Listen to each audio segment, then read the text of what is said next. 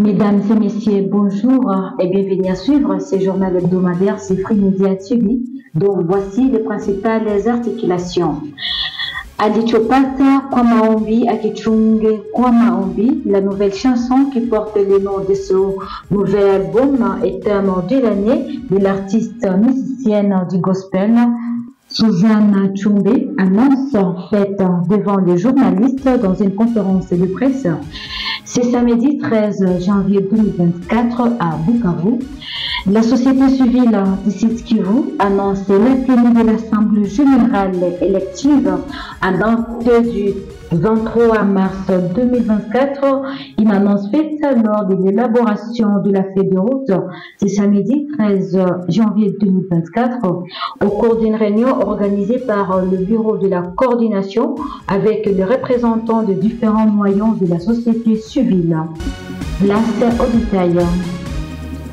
La CENI devrait mettre en place un dispositif qui permet aux partis et regroupements politiques de s'auto-évaluer en toute transparence concernant l'attente du CEI. Une des recommandations formulées ce 11 janvier 2024 par la mission d'observation électorale MOE, SIONCO et SCC à travers un communiqué conjointement signé par Monseigneur Donatien Cholet et Révérend Eric Senga. Après une observation de différentes étapes et opérations électorales telles que prévues par le calendrier de la CENI, la SIONCO et SCC recommandent ensuite aux candidats, partis et regroupements politiques de respecter les dépendances de la CENI afin qu'elle ne proclame élit que les personnes ayant réellement gagné ces élections. Comme je l'avais annoncé au début de cette édition du journal, la société civile du site Kivu annonçait la tenue de l'Assemblée générale élective en date du 23 mars 2024.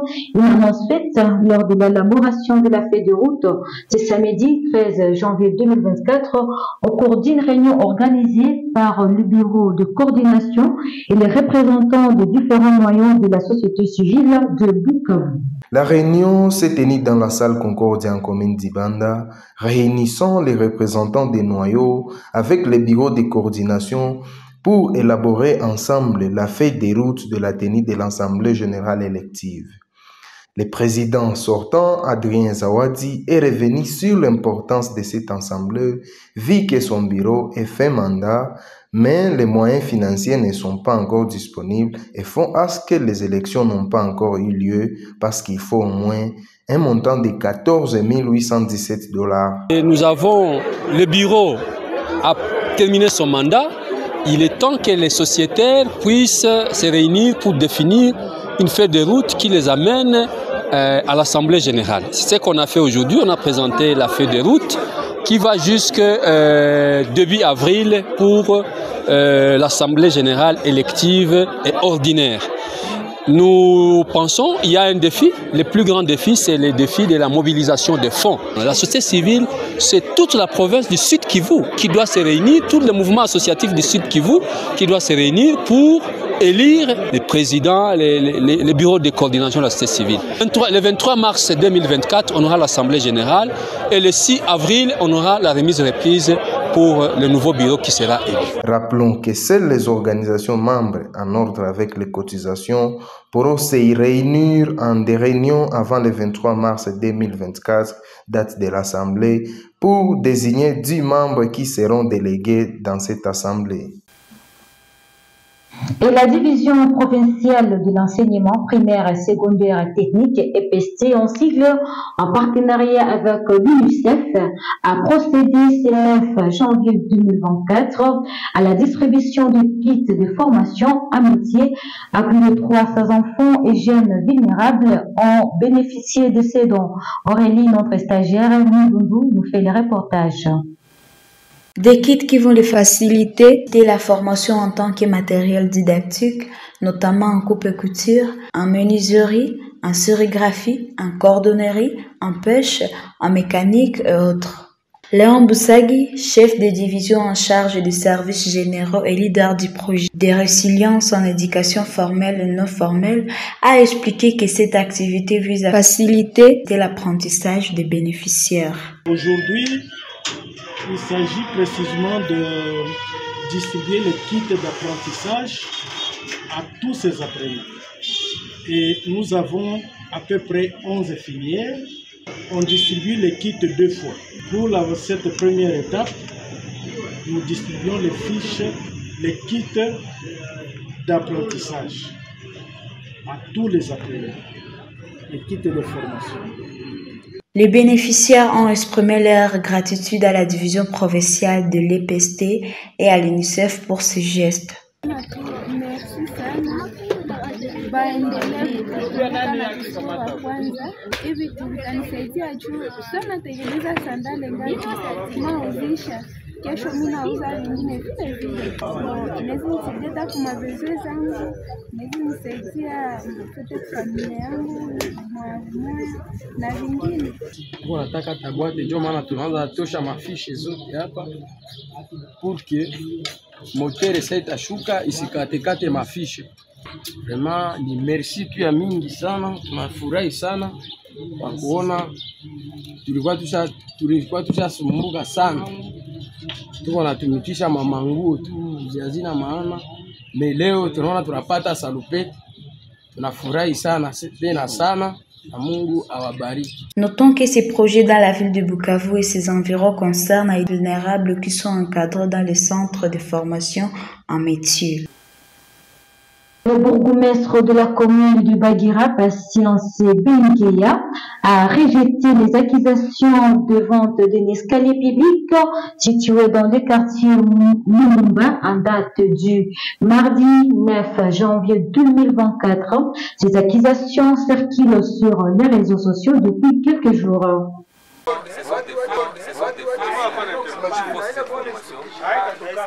savez, dans la commune de Bagira, nous avons quelques personnes qui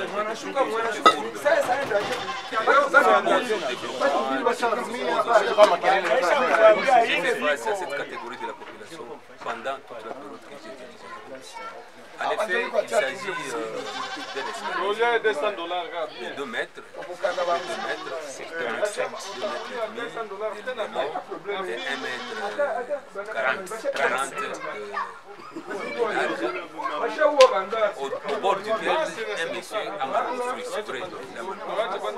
Maintenant, j'ai reçu beaucoup de plaintes de la population disant que lorsqu'ils passent sur cet escalier, ils sont blessés par la torture de cette personne-là. Qu'est-ce que j'ai fait? La personne avait tenté de déplacer cette partie de l'escalier. Elle a tenté, mais on a refusé. Il est venu cependant à la commune demander une autorisation. J'ai posé des conditions à ces missions. Parce que vous voyez ici, c'est la terre. D'ici, du sentier Chikapa jusqu'au sentier Tengue, c'était la terre. J'ai posé la condition à cette personne. Je lui ai dit, allez-y, construisez d'abord la servitude de la même dimension, de largeur, 1,40 m, mais long de 20 mètres, en maçonnerie. Si vous terminez cette construction, je vais vous autoriser d'évacuer cette partie d'escalier. C'est pour votre bien, pour le bien de la population et pour le bien de l'État. L'artiste musicienne du gospel Suzanne Chombe annonce la sortie de sa nouvelle chanson qui porte le nom de son nouvel album Alichopata kwa Maombi, Akichunge kwa Maombi. Une annonce faite devant le professionnel des médias ce samedi 13 janvier 2024 à Bukavu. pour annoncer la sortie de ma chanson, ma première chanson dans notre quatrième album, oui, Ulichopata kwa maombi. Donc, ce que tu as réussi dans la prière, garde ça dans la prière. Ce que tu as réussi à genoux, garde ça à genoux. Prie toujours après la bénédiction. La chanson qui est déjà disponible sur YouTube, si vous voulez télécharger la chanson, si vous voulez visualiser la chanson, cliquez juste sous Anna Tchombe et vous allez voir l'intégralité de la chanson.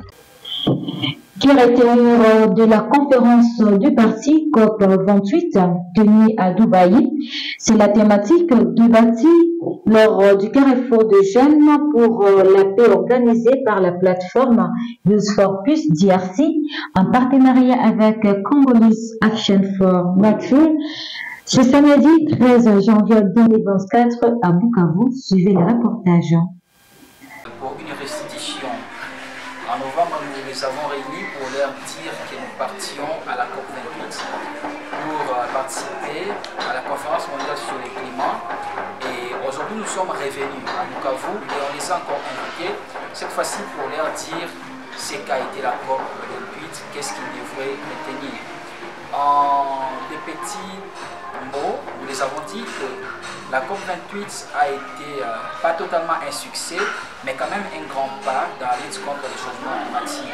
Un grand pas pourquoi? Parce qu'on est sorti de la COP28 avec quelques promesses qui sont bonnes, notamment la légalisation des fonds pour les pertes et les dommages, et aussi le monde a décidé de commencer à réduire la dépendance aux combustibles fossiles, et particulièrement pour la RDC, nous sommes revenus avec un contrat de partenariat avec le pays pollueur et qui apporte à la RDC une somme de 70 millions de dollars destinée au financement de la protection de la forêt du bassin du Congo, notamment par les biais de la création de l'emploi et l'économie du climat en général. Et nous avons fait part à la population de ce que nous avons apporté comme message à Dubaï. Notamment, nous avons plaidé pour la sortie des enfants congolais dans les sites miniers, parce qu'actuellement, il y a des milliers d'enfants qui travaillent dans les sites miniers alors qu'ils doivent être à l'école. Autre chose, nous avons aussi dit au monde que pendant plus de 20 ans, les Congo exploitent le pétrole et cela n'a pas aidé au développement de la RDC. On ne croit donc pas que si aujourd'hui on se met à propulser la dépendance au pétrole, le Congo va se développer. On a donc dit au monde qu'ils doivent nous aider à voir comment booster les énergies renouvelables et dire non aux combustibles fossiles. En dernier lieu, on les a dit que quand on dit aux Congolais de conserver la forêt du bassin du Congo, ce n'est tout simplement pas le fait de dire voilà, conserver la forêt. Il faut aussi mettre à notre disposition des alternatives. Vu que seuls 10% de la population congolaise a accès à l'électricité, 90 autres dépendent encore de la déforestation pour trouver de l'énergie des cuissons. Donc le monde doit proposer, même pas proposer, mais disponibiliser des moyens pouvant servir d'alternative pour que la population congolaise arrête de dépendre de la forêt comme source d'énergie. Voilà en gros ce que nous avons apporté au nom de la population congolaise. Mesdames et messieurs, c'est la fin de cette édition du journal hebdomadaire Free Media TV. Merci de l'avoir suivi. Une fois encore, meilleure vue.